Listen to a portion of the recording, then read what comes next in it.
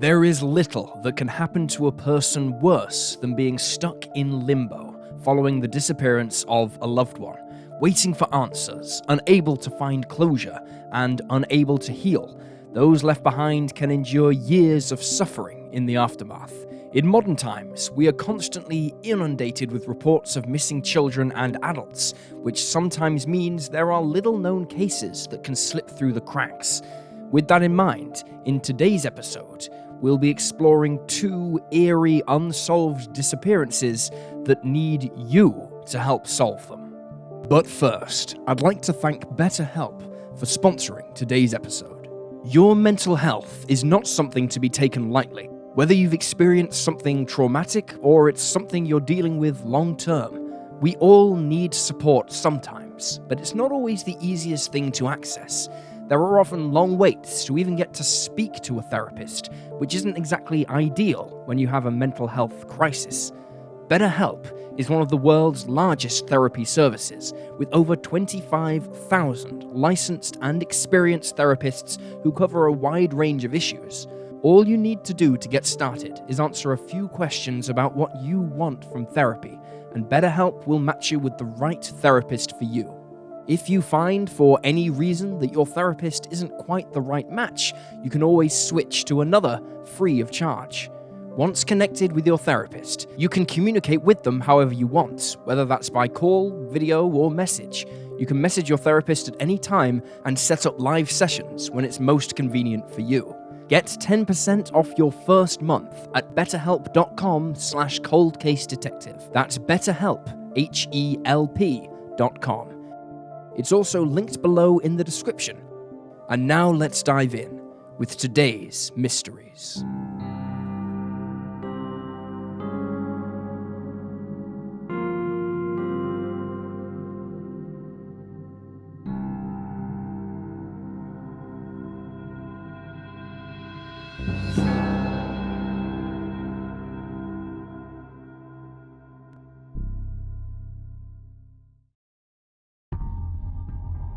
Lilawattie Lila Buerattan and Bhagwaniala Moses Lall. June 5th, 1944, should have been a perfectly normal day for Lila Buerattan and Moses Lall, the 2 owners of a 5-acre ranch in West Palm Beach, Florida. A quiet and private pair, they were known locally as exotic bird breeders, whose business had begun in Queens, New York City, when they rented a warehouse. Lila was the primary caregiver of the birds, while Moses, her nephew, handled the business side of things. The pair's ranch had no license from the Florida Game and Freshwater Fish Commission, which would allow them to legally breed and sell the birds in the state. They claimed that they only bred for pleasure. Still, it is estimated that their birds were worth an astonishing $750,000.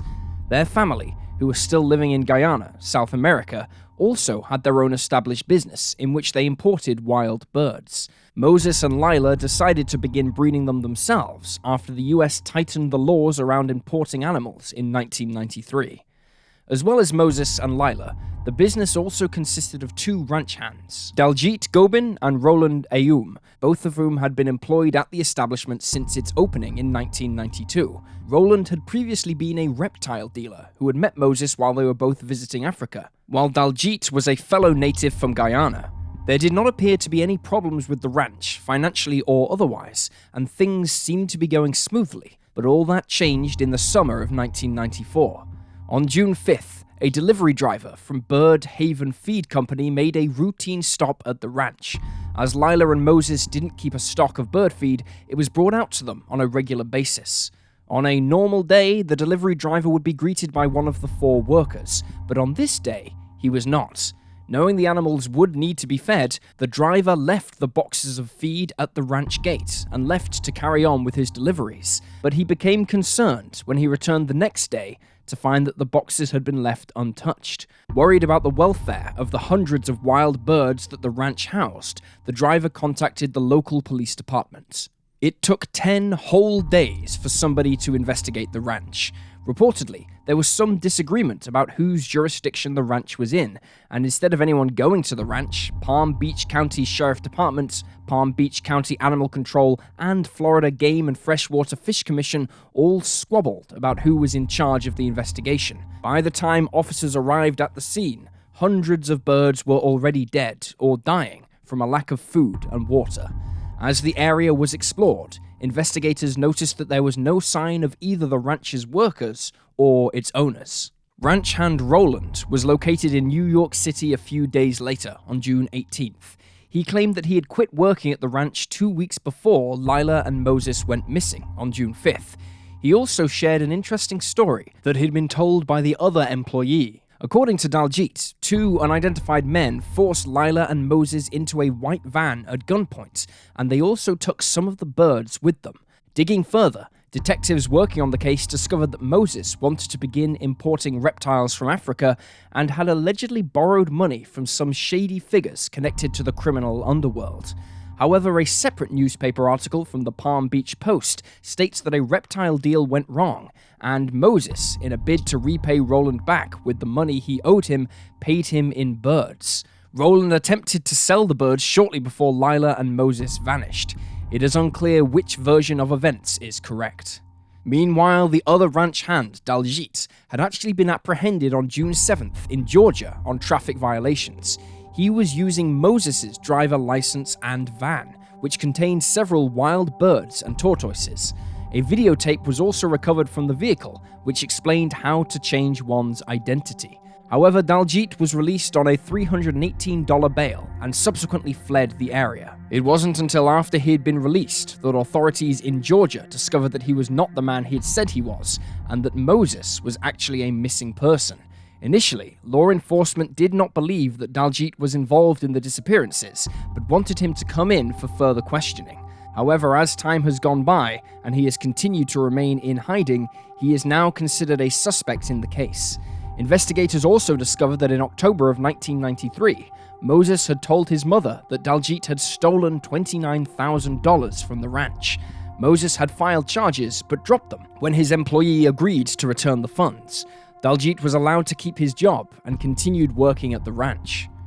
In the years since their disappearance, neither Lila nor Moses has ever been seen or heard from again. Their surviving birds were publicly auctioned off in Florida toward the end of 1994. The pair's family attempted to buy the birds, but were unable to pay the $180,000 bill attached to the purchase by animal control.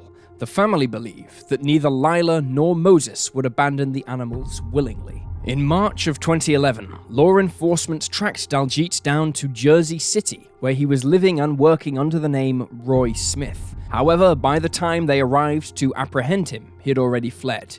It is now believed he may be somewhere in Philadelphia. He is described as an Asian male, standing between 5'5" and 5'7" with black hair and brown eyes. He may use the alias Harry Gobin or Black Gobin and is originally from Guyana. He was 38 in 1994 and will be 66 years old today. Lila was 36 years old when she vanished from her ranch in Florida around June 5th of 1994. She is described as an Asian woman, standing at 5'5" and weighing around 115 pounds. She has black hair, brown eyes, and pierced ears. Her nephew, Moses, was 31 in 1994 and is described as being an Asian male standing at 5'7" and weighing 165 pounds. He has black hair and brown eyes and may go by the name Bhagwan, as well as Moses. Both Lila and Moses are from Guyana. If they are still alive, Lila will be 63 and Moses will be 59. If you have any information about their disappearances or the whereabouts of Daljeet, you can call the Palm Beach County Sheriff's Office at 561-688-3000. Amanda Gallion.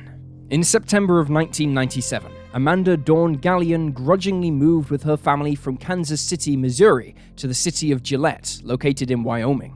Originally, only her mother, Sissy, had made the move so that she could be close to her dying mother, but eventually the whole family relocated. Amanda, who was 14 at the time, couldn't help but be upset that she was now several states away from her best friends.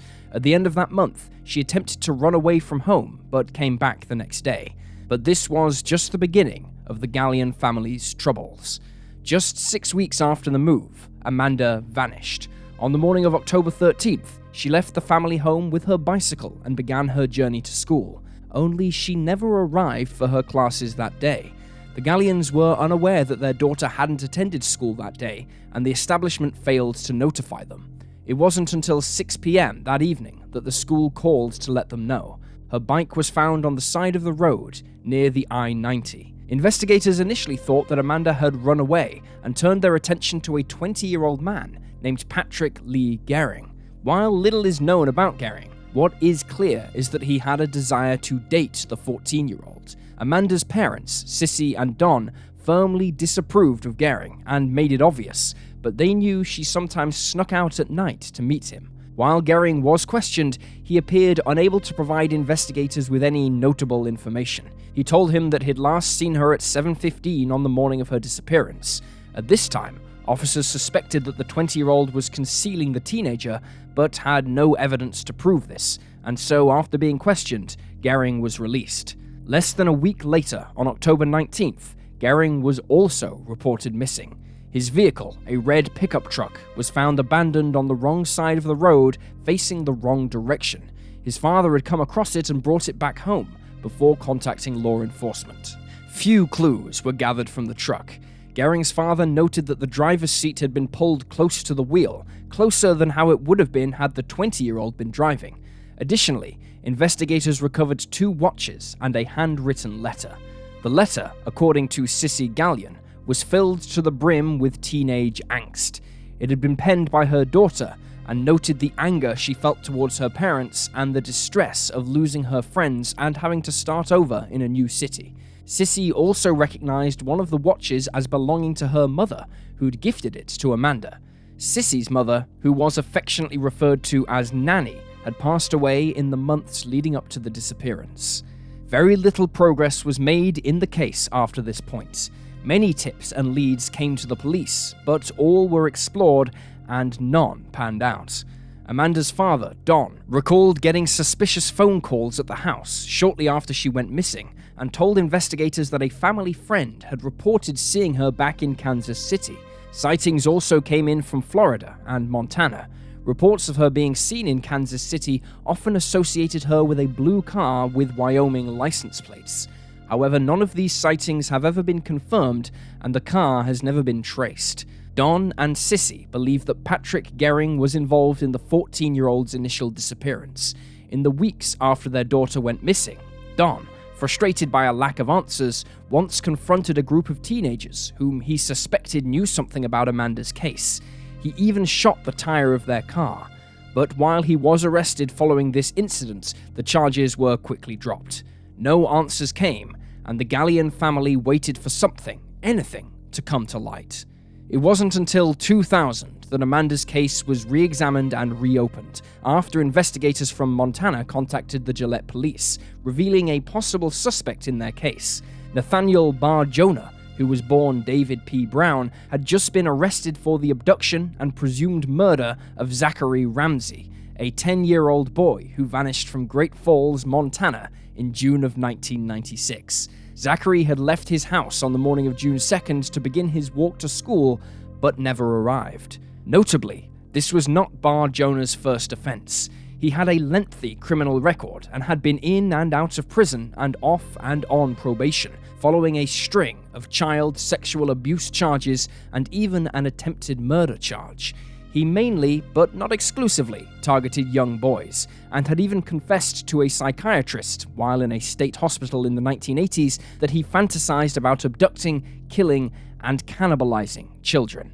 His criminal activity had begun when he was just 7 years old, when he attempted to strangle a 5-year-old girl after luring her into his basement. Despite his very brazen crimes, Bar Jonah was never appropriately punished and often avoided lengthy prison sentences. Furthermore, He is suspected of being involved with the disappearances of several other children. During a search of Barjona's property, human bone fragments were found. They were tested against Zachary Ramsey's DNA and Amanda Gallion's DNA, but neither of them matched. Reportedly, the day before Amanda's disappearance, Barjona, who would have been 40 at the time, made a 450-mile trip from Great Falls to Gillette. He checked into a motel at 8 o'clock that night and was seen again the next day at 2 p.m. in an antiques mall in Billings, Montana. He then returned to Great Falls later that night. The trip has never been explained, and it is unclear what exactly Barjona was doing in Gillette. The charges against Barjona for the murder of Zachary Ramsey were eventually dropped in 2002 due to a lack of evidence. However, he remained in jail after being sentenced to 130 years for several kidnapping, aggravated assault, and sexual assault convictions. It is unknown if Barjona is involved in Amanda's disappearance. He died aged 51 of a blood clot in 2008 while still serving his prison sentence. In 2007, James Strahl, an accused murderer from South Dakota, became the new suspect in the case after he allegedly confessed to killing Amanda on the day she went missing. He was in jail awaiting trial in connection with the 1998 death of a man named William O'Hare, when another inmate, named Aloysius Black Crow, came forward to claim that Strahl bragged about the crime. Additionally, Strahl said that he picked up a hitchhiker, whom he identified as Amanda after she ran away from home. He then raped and killed her after she refused his sexual advances. He claimed to be under the influence of drugs at the time, and it's unclear what became of Amanda's remains afterwards. Strahl's employment records somewhat back up his story by showing that he was absent from work around the time of the 14-year-old's disappearance. However, they can't prove anything more than that. Strahl, for his part, told investigators that he was not involved in the case and never claimed to be. Black Crow, who told the police about Strahl, testified at his trial for the murder of William O'Hare, though he was not allowed to mention Amanda or her case. In September of 2007, Strahl was convicted of O'Hare's murder and sentenced to life in prison, but shortly thereafter, the conviction was overturned when it was discovered that Black Crow had given false testimony in another case. Strahl has continued to maintain his innocence when it comes to Amanda. In 2010, he reached an agreement with the prosecution in regards to the murder of William O'Hare, where he pled no contest to grand theft and manslaughter. He was sentenced to 35 years in prison. He also agreed to take a polygraph test about his alleged involvement in Amanda's disappearance. It is unclear what the outcome of the test was, but polygraph tests are famously unreliable regardless. Amanda has never been located in the years since she disappeared. As a teenager, she enjoyed singing country music and played the violin. Some agencies continue to classify her case as a runaway, but investigators believe other factors were at play at the time of her disappearance. Similarly, Patrick Gehring has never been found. Foul play is suspected in his case. Neither Amanda's nor Gehring's social security number has been used since the pair vanished, indicating that neither of them has applied for a job, obtained a driver's license, or gotten a credit card since 1997. There are numerous theories in the case, ranging from Amanda and Gehring running away together, to Gehring killing the teen and hiding her body, to their disappearances being completely unrelated and nothing more than mere coincidence. Their families continue to search for answers. Amanda Gallion was just 14 years old when she went missing from Gillette, Wyoming, on her way to school on the morning of October 13th, 1997. At the time of her disappearance, she stood at 5'2" and weighed 100 pounds. She is described as a white woman with blonde hair and blue eyes, but she had dyed her hair black at around the time she went missing. If Amanda is still alive, she will be 38.